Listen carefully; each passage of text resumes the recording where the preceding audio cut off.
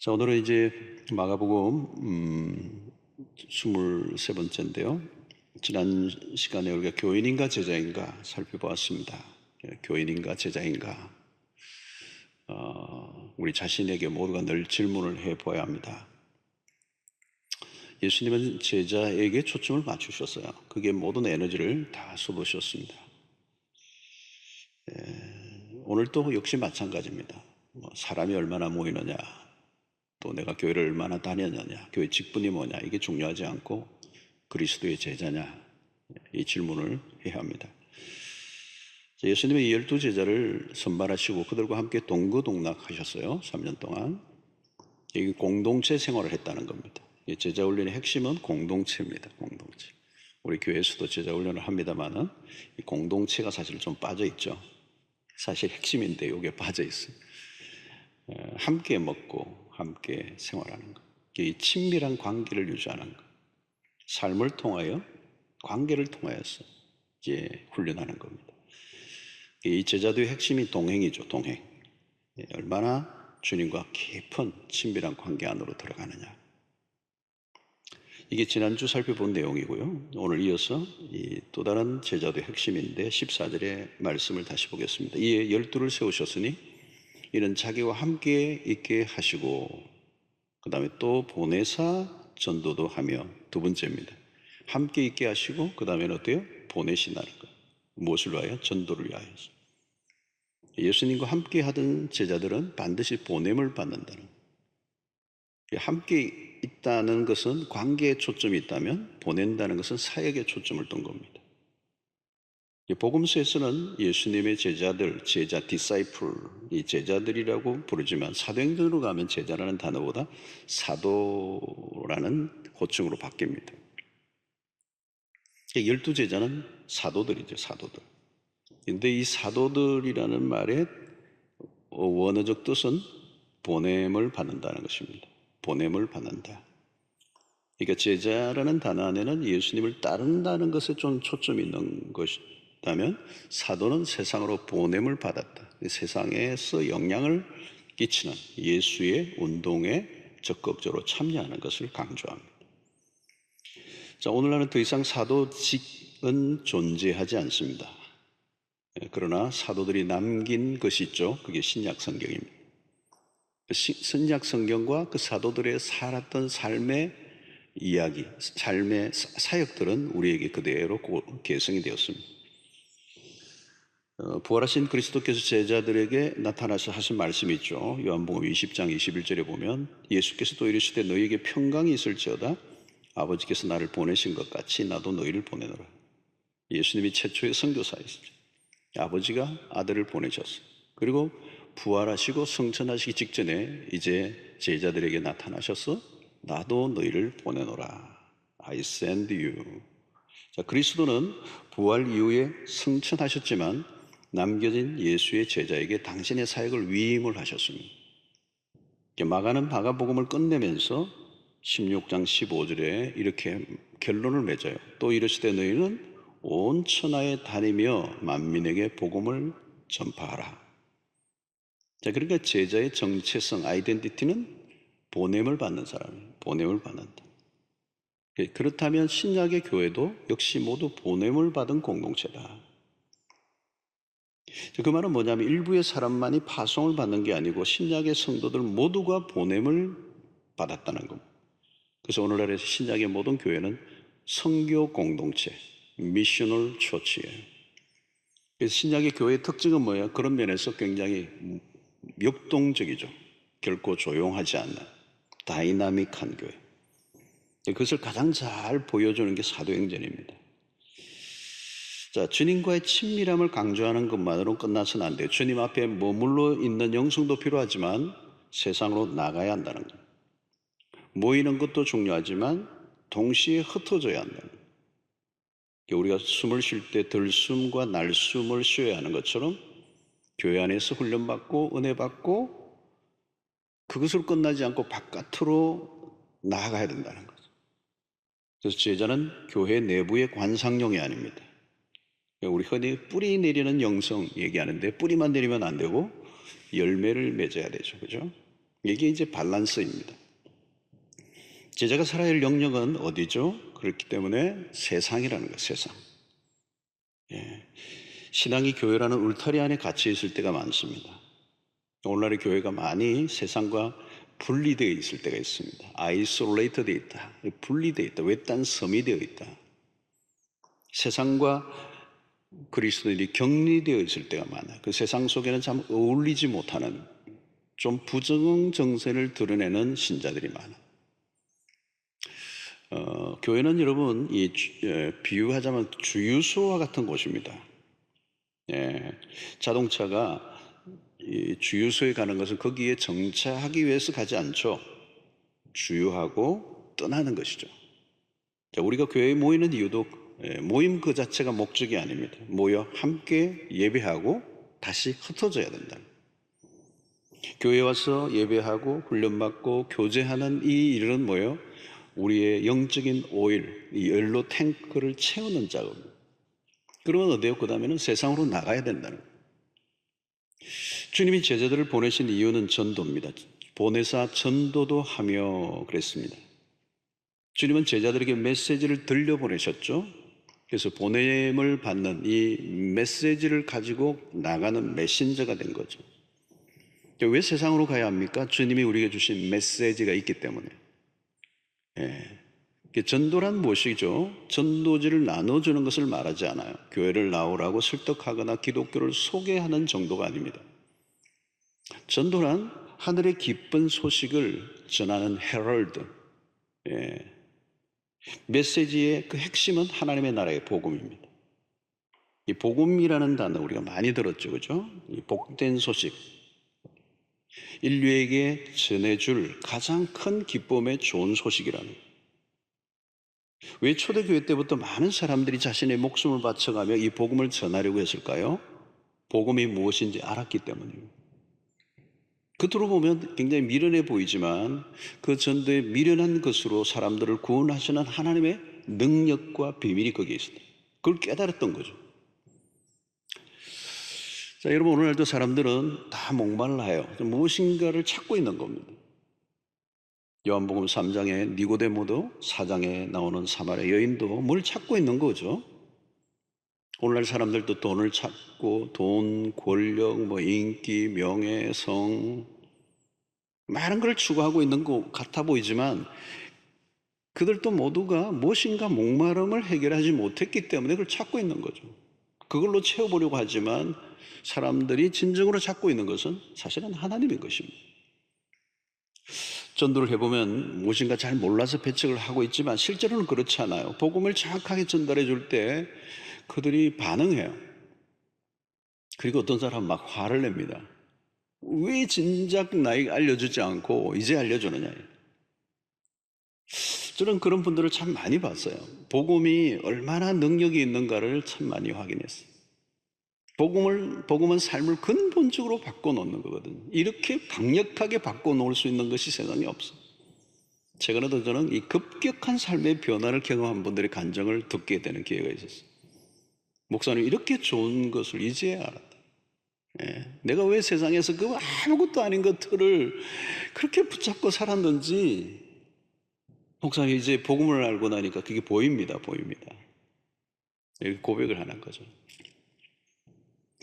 여러분, 제자는요 보냄을 받지 않으면 목적을 잃어버립니다. 정체성에 혼란이 생긴다는 거. 그냥 우왕좌왕하는 겁니다.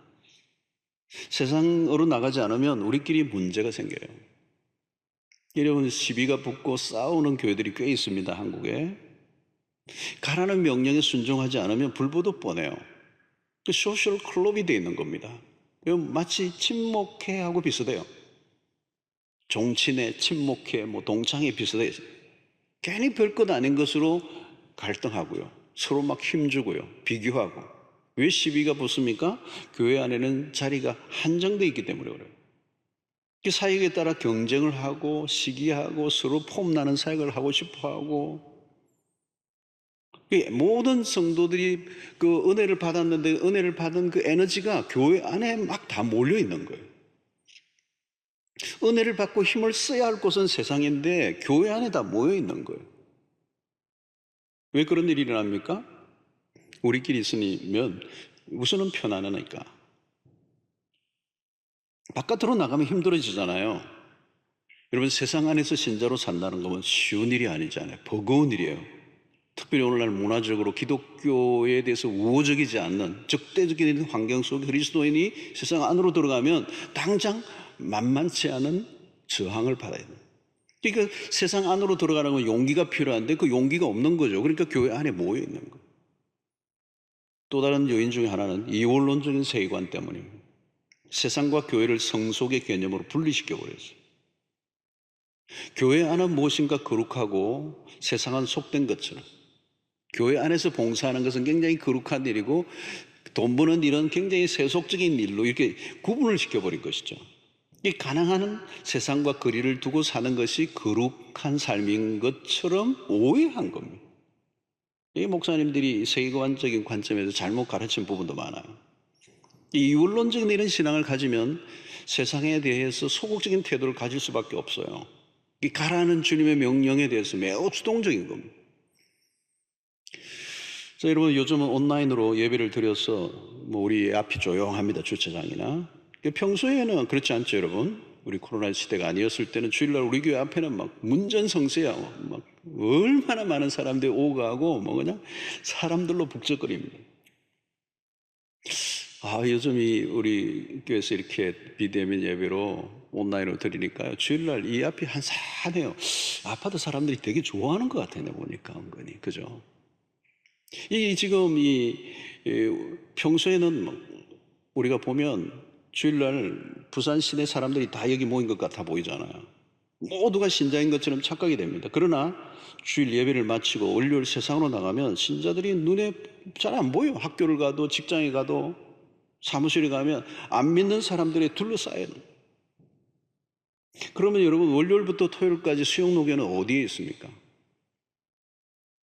흩어진 교회예요. 흩어진 교회. 대연동으로, 연산동으로, 서면으로, 동래로, 남포동으로, 우리가 있는 직장의 곳곳에, 우리가 있는 곳, 그죠? 우리가 경영하고 있는 사업장이든, 우리의 그 일터가 하나님이 일하시는 현장이고 예배의 자리고 교회예요. 주일날 해운대 본당에서 드리는 예배만을 생각하면 그것은 하나님을 좁은 건물 안에 가두는 일이죠. 그거는 마치 구약의 시대로 돌아가는 것과 똑같아요. 교회 예배당이 아무리 커도 세상에 비해서 매우 작은 공간에 불과해요. 주일 예배가 끝나면 우리 모두가 일주일 내내 교회로 살아야 돼요. 여러분들이 모였을 때에 여기가 모여진 수영로교회, 여러분들이 모여있기 때문에 수영로교회가 된 거죠. 월요일날 흩어지면 그 순간부터 수영로교회라고 하는 이 공간은 의미가 없어지는 거예요, 사실은. 어디로 가요? 흩어지는 거죠. 수많은 곳으로. 그래서 내가 있는 그곳이 교회가 되는 겁니다. 그리고 그곳에서 수영로 교회로서, 수영로교회 성도로서의 진가를 드러내는 거죠. 여러분, 교회 안에서는 우리가 잘 모릅니다. 그러나 흩어졌을 때 이제 일어나요. 세상 속에서 얼마나 예수의 제자로 살아가고 있는가 하는 게 어디에서 진가를 발휘하는가 하면 세상 속에 있는 거예요.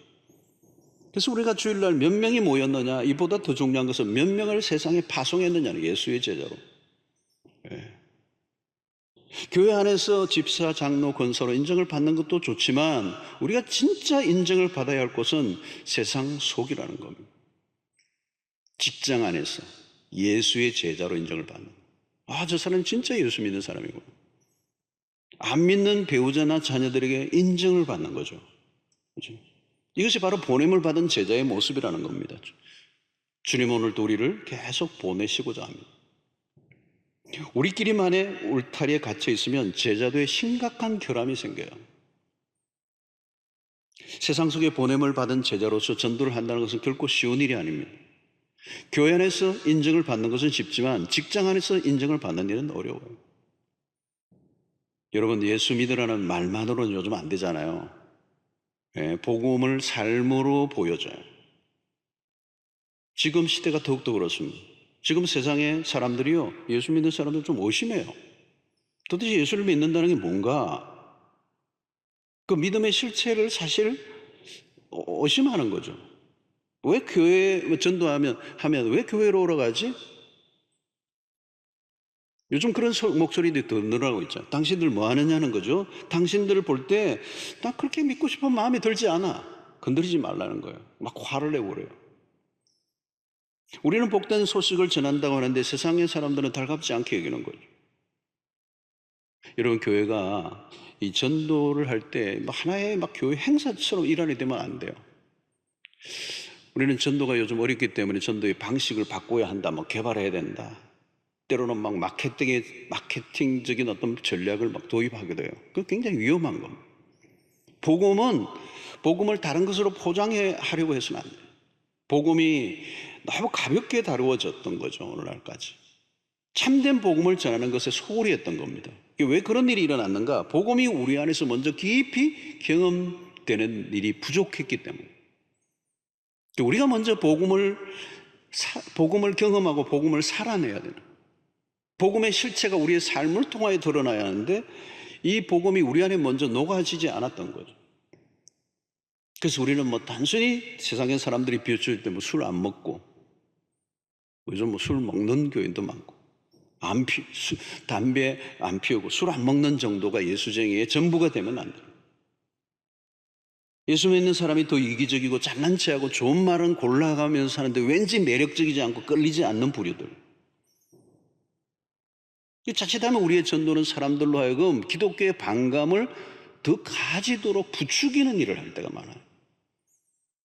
여러분, 전도는 단순히 교인 수를 늘리는 게 아닙니다. 복음을 경험한 사람이 그 복음의 실체를 보여주면 자연스럽게 다른 사람들이 목이 말라서 이끌려오게 되는 거예요. 강요해서 되는 게 아니에요.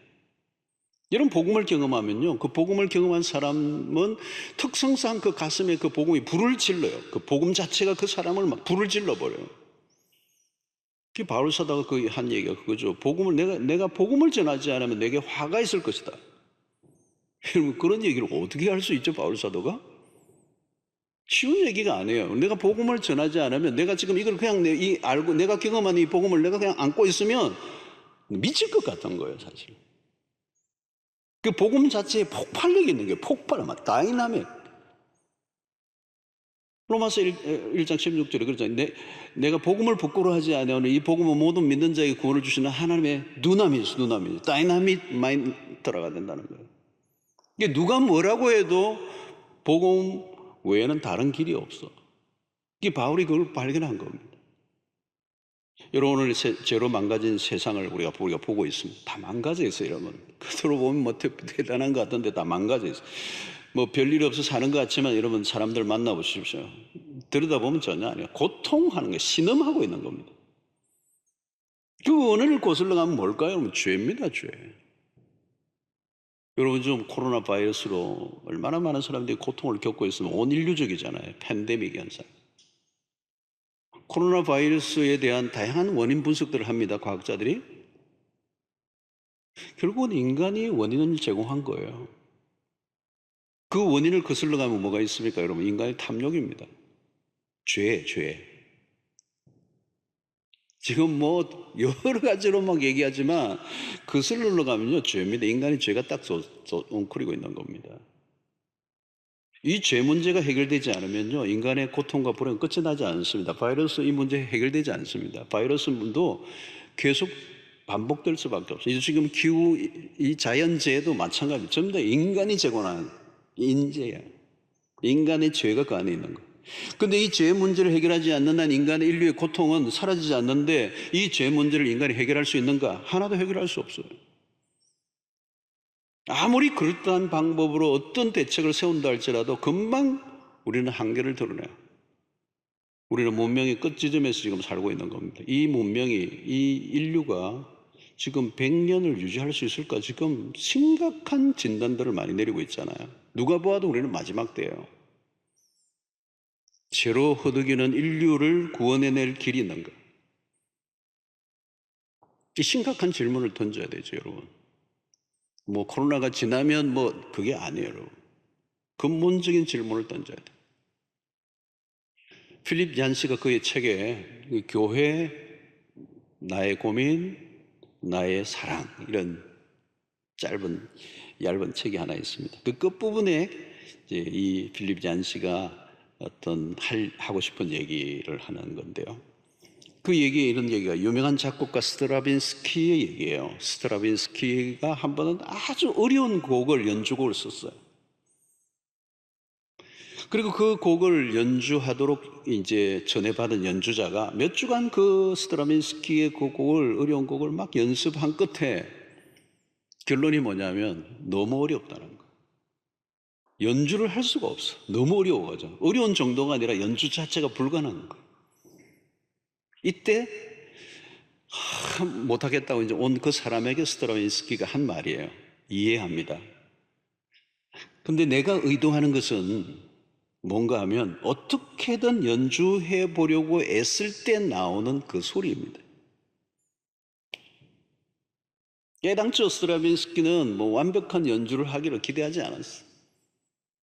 그러나 어찌됐든 연주자가 연주해 보려고 애쓸 때 나오는 그 소리를 기대했다는 거예요. 그렇게 하고 이제 이 곡을 만들었다. 필립 잔슨이 여기서 교회의 이야기로 연결을 시켜요. 교회가 하나님의 메시지를 세상에 들려주는 데는 한계가 너무 많아요. 오늘날의 교회가 복음을 완전히 이해하고 전합니까? 못해요. 저도 복음을 완전히 이해한 사람이 아니에요. 복음을 누가 과연 완전히 이해했다고 말할 수 있는 사람이 있을까요? 불가능해요. impossible해요. 교회가 하나님의 메시지, 이 복음을 세상에 들려주는 데는 한계가 스스로도 많아요. 그러나 그 불완전한 음이 남아 들려주려고 한 연주자와 같이 교회도 마찬가지. 오늘의 교회가 불완전한 모습을 가지고 있고 부실한 면이 많이 있지만 그럼에도 여전히 세상에 복음을 전할 곳은 교회밖에 없어요. 하늘의 메시지를 이 땅에 선포할 수 있는 곳은 교회밖에 없어요. 세상은 갈수록 더 복음이 절실해지고 있습니다. 이 보냄을 받았다라고 하는 이 부분에는 굉장히 긴박감이 있는 거예요. 긴박감. 오늘 우리가 가진 복음만이 세상을 구원할 수 있는 유일한 진리임을 믿는다면 우리가 할 일은 분명해져요. 여러분, 아직도 복음을 듣지 못한 사람은 너무도 많습니다. 특별히 부산은 복음화율이 아주 낮죠. 전도가 힘든 도시예요.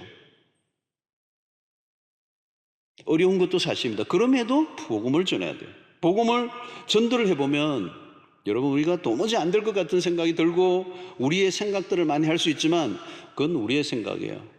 복음을 전하다 보면 우리의 예측이 빗나갑니다. 코로나 시대 전도가 어렵지만 여전히 전도 열매를 맺는 성도들의 얘기를 들으면 힘이 나요. 전도 집회할 때도 마찬가지입니다. 정말 억지로 따라온 사람이에요. 복음을 듣고 그날 완전 뒤집어지는 사람이 있고요. 너무너무 협조적이고 와준 사람은요, 말똥말똥하게 돌아가기도 하고. 길거리 가서 복음을 전하는데 어떤 사람을 딱 보면 너무 험상 꽂아가지고 잘못하면 한 대 맞겠다 싶은데 그래도 용기를 내서 복음을 전하는데 복음을 받아들이는 사람이 있고요. 어떤 사람은 너무 부드럽고 너무도 친절한데 복음을 전혀 안 받아들이는 사람. 신기한 일이 일어나요.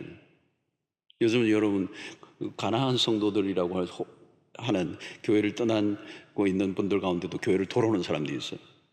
그분들이 교회에 오잖아요. 요즘은 온라인이 막 많이 나가니까 온라인 설교를 듣고 이분이 마음이 바뀌어가지고 교회로 돌아오는 일이 있습니다. 우리는 세상에 줄 것이 분명히 있습니다. 세상에 우리에게 줄 건 없어요, 여러분. 우리가 세상에 줄 게 있어요. 그게 뭐예요? 예수 그리스도의 복음이에요. 여러분, 제자는 세상을 위해 존재합니다. 교회가 지상에 존재하는 이유는 잃어버린 자를 찾기 위해서요. 세상 안으로 들어가 우리가 복음으로 살고 교회로 존재해야 돼요. 주님은 너희는 세상의 빛이다 소금이다 라고 하셨어요. 그 말은 우리의 존재는 숨겨질 수 없다는 겁니다. 드러나 있어요. 내가 있는 자리가 보냄을 받은 곳이죠. 그래서 이 가라는 명령은 공간적인 이동만을 말하지 않습니다. 제자는 존재 자체로 주변에 파문을 일으켜요. 그 빛으로 있는 것입니다. 소금으로 있는 것. 그래서 사람들이 우리에게 물어야 돼요. 어떻게 해? 내가 정말 이렇게 살면 안 될 것 같은데 어떻게 해야 되느냐고 물어야 돼요. 여러분, 전도가 지금 힘들어진다고 하지만 복음을 전한다고 심각하게 핍박하는 세상은 아니에요. 까칠한 사람을 만나기도 하지만 중동 국가와 같은 곳과 비교해 보면요, 우리는 핍박이라는 단어를 알지도 못해요. 요즘은 특별히 SNS를 이용해서도 페이스북이나 인스타그램이나 유튜브나 좋은 이런 복음의 도구들을 통해서도 복음을 전하는 일을 할 수가 있습니다. 여러분, 제자는 예외 없이 보냄을 받았어요. 나는 아니다 라고 하면 안 돼요. 내가 구원받은 것에 감사하고 감격하는 건 좋지만 그것에 빠져 구원받아야 할 사람들이 세상에 얼마나 많이 있는가를 놓치면 안 된다는 거예요. 하나님의 열방의 하나님이시죠. 모든 민족들 가운데 영광을 받으시는 분이세요. 주님은 지금도 우리에게 가라고 하십니다. 그리고 제자는 교회 안이 아니라 세상 가운데서 진가를 발휘하게 되는 것입니다. 여러분 모두가 이 보내심을 받았다는 이 사실을 우리 놓치지 않아야 합니다. 가라라고 하는 이 주님의 명령에 오늘 또 기꺼이 순종하며 나아가는 은혜가 있게 되기를 바랍니다. 자, 주님이 제자를 보내실 때 어떻게 보내셨죠? 15절에 그냥 보내지 않아요. 귀신을 내쫓는 권능도 가지게 하려 하십니다. 세상으로 보냄을 받는 일은 위험한 일이에요. 양을 이리떼 가운데 보내는 것으로 비유하기도 했습니다. 세상에 보내어진 제자의 삶은 매우 위험한 거예요. 주님은 그냥 보내지 않고 내쫓는, 귀신을 내쫓는 권능. 이 권능을 주시는 이유는 딱 하나예요. 복음 전거입니다. 귀신을 내쫓는 일은 단순한 축사의 은사를 말하는 것이 아니라 하나님의 나라가 임했음을 알려주는 상징성이 있습니다.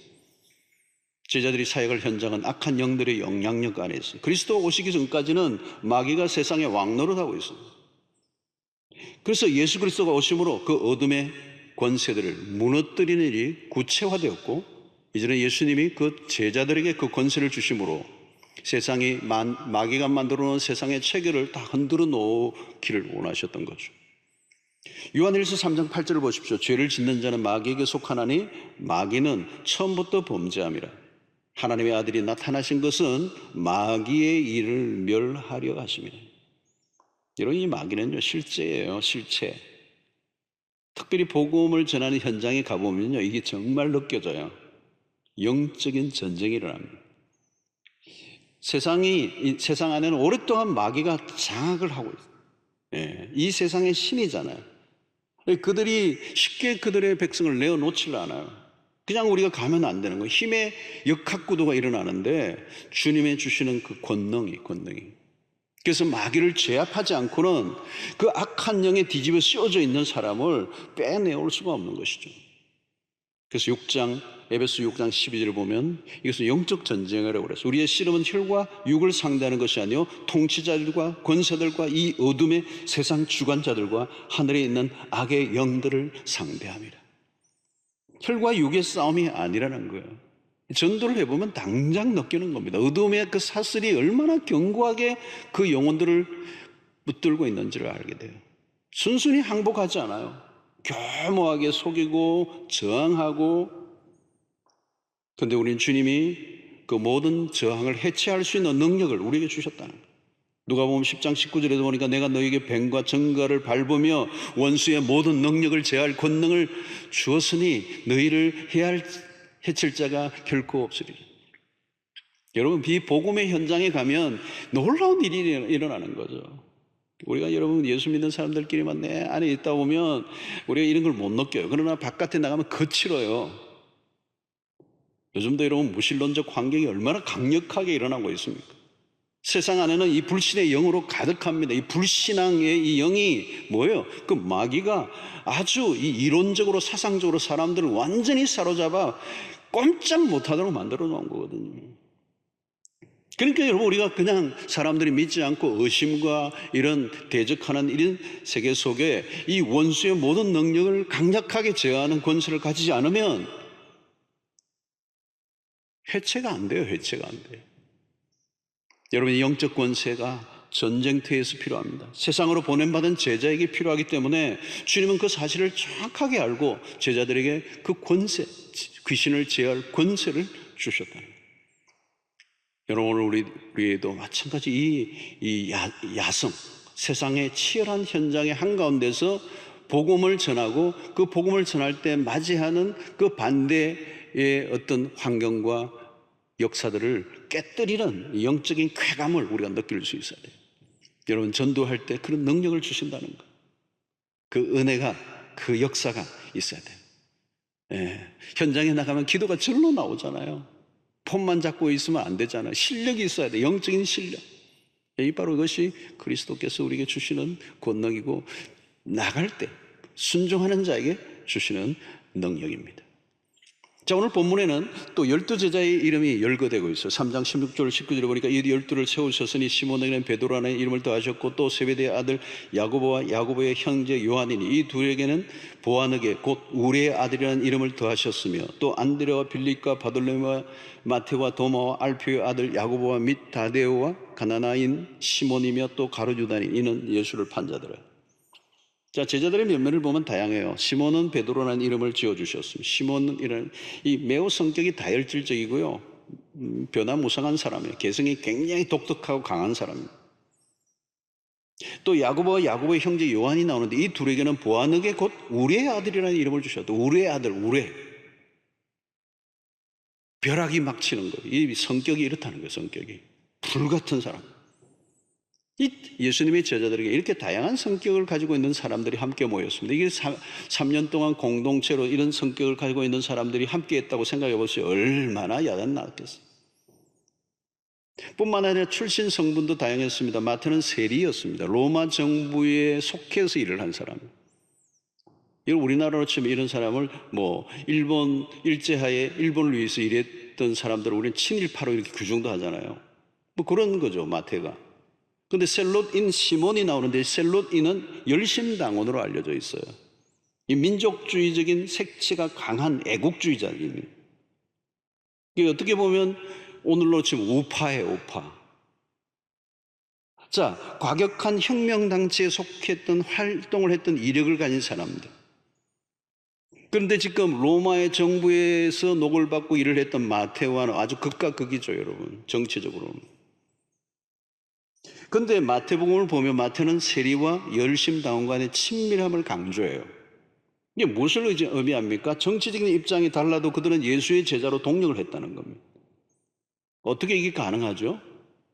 국가에 대한 충성도보다 예수에 대한 충성도가 더 우위에 있기 때문에 이게 가능한 거예요. 세상에 많은 차이들이 있어도 예수의 이름 안에서 녹아지는 거예요. 십자가의 능력이죠. 십자가는 모든 차이, 모든 계층, 모든 갈등, 모든 이념을 다 녹여버려요. 하나가 되게 하는. 그 위에 있기 때문에. 만약에 이게 잘 안 되는 분들은 아직 십자가를 온전히 이해하지 못했기 때문일 가능성이 있습니다. 하나가 되게 하는 유일한 힘은 오직 십자가밖에 없어요. 복음은 큰 그림을 그리게 하죠. 폭이 넓어요. 옹졸하지 않아요. 자, 오늘 19절은 의미심장합니다. 또 가룟 유다니 이는 예수를 판 자더라. 슴짓한 이 내용이 나옵니다. 예수를 판 자의 12명 중에 하나. 여러분 어디에나 있어요. 아군 속에 적군이 숨어 있어요. 하나님의 나라에 이래서도 어둠의 역사는 떠나지 않는다는 걸. 방해꾼이 어디나 있다는 걸. 12명의 제자 가운데 배반자가 있다는 것은 많은 것을 시사합니다. 하나님의 나라를 무너뜨리려고 하는 시도는 어디에나 있어요. 다 뒤섞여 있는 거예요. 우리는 늘 경계해야 하지만 그러나 하나님의 역사는 어두운 그런 반대들의 세력에 의해서 무너지지 않고 하나님의 나라는 반드시 완성된다는 것을 우리에게 보여주고 있는 것입니다. 자, 오늘 주님의 제자들을 볼 때 눈에 띌 만한 이 사람은 보이지 않아요. 면면들을 보면 변변한 이력들이 없습니다. 평범하고 연약한 자들이에요. 하나님의 나라의 일꾼에 대한 심사 기준은 좀 다릅니다. 우리 사무엘상 16장 17절에 있는 것처럼 여호와께서 사무엘에게 이르시되 그의 용모와 키를 보지 말라. 내가 이미 그를 버렸노라. 내가 보는 것은 사람과 같지 아니하니 사람은 외모를 보거니와 나 여호와는 중심을 보느니라 하시더라. 외적 조건이 중요하지 않다는 거예요. 제자들을 보면 결점투성이 드렸습니다. 왜 그들을 사용하셨는가? 자, 고린도전서 1장 27로 28절을 보면 그러나 하나님께서 세상에 미련한 것들을 택하사 지혜 있는 자들을 부끄럽게 하려 하시고 세상에 약한 것들을 택하사 강한 것들을 부끄럽게 하려 하시며 하나님께서 세상에 천한 것들과 멸시받는 것들과 없는 것들을 택하사 있는 것들을 패하려 하시나니. 여러분, 왜 이렇게 하시는 거예요, 여러분? 29절이 답이잖아. 이는 아무 육체도 하나님 앞에서 자랑하지 못하게 하려 하심이라. 여러분, 인간적인 자랑을 다 제거했어요. 여러분, 인간적인 자랑거리가 좀 있는 사람은요, 그걸 다 박살내고 난 다음에 쓰세요. 인간적인 자랑을 제거하셔야 하나님의 능력이 드러나게 되어 있어요. 여러분, 어떤 사람은 난 너무 부족해서 못해요. 진짜 그게 진실이라면요, 그게 딱 하나님이 일하시기에 좋은 상태예요. 하나님의 능력만이 필요한 것입니다. 그래서 고린도후서 4장 7절에 우리가 이 보배를 질그릇에 가졌으니 이는 심히 큰 능력은 하나님께 있고 우리에게 있지 아니함을 알게 하려 함이라. 얼마나 이 성경이 분명합니까, 여러분? 우리는 질그릇이에요. 그냥 약한 존재란 말이죠. 우리 믿고 하면 안 되는 겁니다. 예, 아무리 대단한 능력 있는 사람이라도 질그릇이에요. 질그릇이 중요한 겁니다. 깨어지면 그 안에 있는 보배가 드러나잖아요. 질그릇이 금이 쫙 가도요, 그 안에 보배가 중요한 거죠. 우리가 빛날 이유가 없습니다. 자꾸 착각하는 경우가 무엇입니까? 주님의 방식과 반대로 생각하는 겁니다. 여러분, 우리가 능력이 부족해서 쓰임받지 못하는 경우가 없습니다. 인간적으로 보잘것없어서 쓰임받는 거예요. 2000년 역사를 보면 입증이 됩니다. 갈릴리의 촌부들, 그 별 볼 일 없는 12명 그 자식처럼 미미하잖아요. 근데 어떻게 그 물고기를 잡던 베드로를 하나님이 그렇게 쓰실 줄 우리는 몰랐죠. 어메이징이에요, 어메이징. 주님이 하시는 일은 놀라운 겁니다. 자격 없는 자를 부르셔서 사용하시는. 지금도 마찬가지예요. 우리만 바라보면 소망이 없는 거잖아요. 여러분, 왜 우울증 걸려요, 여러분? 나를 바라보니까 소망이 없는 거예요. 그래서 우리를 빨리 바꾸어서 하나님을 바라봐야죠. 근데 계속 자기만 바라보면 우울증 걸립니다. 예. 여러분, 우리가 자격이 있어 부른 것 아닙니다. 잘나서 부른 게 아니고요, 못나서 부름을 받은 거예요. 약해서 부름을 받은 거예요. 저를 봐도 그래요. 저는 정말 기적이에요. 목회하고 설교하고 있다는 게 정말 기적이에요. 막 앞에서 막 말하는 것도 힘들어하고 막 부끄러워하고 샤이한 사람인데 어떻게 목회를 할 수 있는지. 시드니에서도 목회를 할 때 보면 사람들이 막 몰렸는데 이게 매주 이게 무슨 일이야? 이 기적이 정말 기적이. 그래서 사람이 막 많이 한꺼번에 몰릴 때는요, 막 겁이 나더라고. 내가 그냥 덜덜덜덜 떨면서 기도했어, 설교했어. 이 나 때문에 온 게 아니죠. 주님이 하시는 모든 게 은혜예요. 우리의 실력이나 성품이 아니에요, 여러분. 우리는 다 부적격자들이에요. 그런데 부르셨어요. 이게 은혜죠. 처음부터 끝까지 주님의 은혜로 된 것입니다. 하나님의 은혜를 빼버리면 꽝이에요. 중요한 것은 주님의 선택이었죠. 주님의 부르심. 그 다음은 다 하나님이 하시는. 여러분, 적당하게 예수 믿다가 천국 가는 것으로 편하게 생각하지 마시고요, 군중으로 남아있지 마시고 예수를 따르는 진정한 제자로 살아가시고, 우리 모두는 보냄을 받았다는 사실. 코로나19 팬데믹, 비대면 사회, 사회적 거리 두기로 접촉점들이 많이 줄었습니다.